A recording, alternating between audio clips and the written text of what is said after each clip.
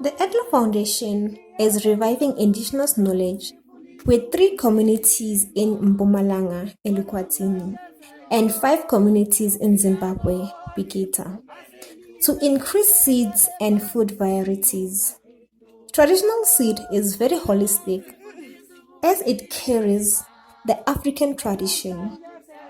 The Seed and Food Fair, which is held every year in October in Mpumalanga and Zimbabwe, is a platform which is created for farmers to share their knowledge of traditional seeds and food. Farmers also get an opportunity to share indigenous knowledge of seeds and food that could be the solution to many challenges affecting farmers like climate change and hunger in their respective communities.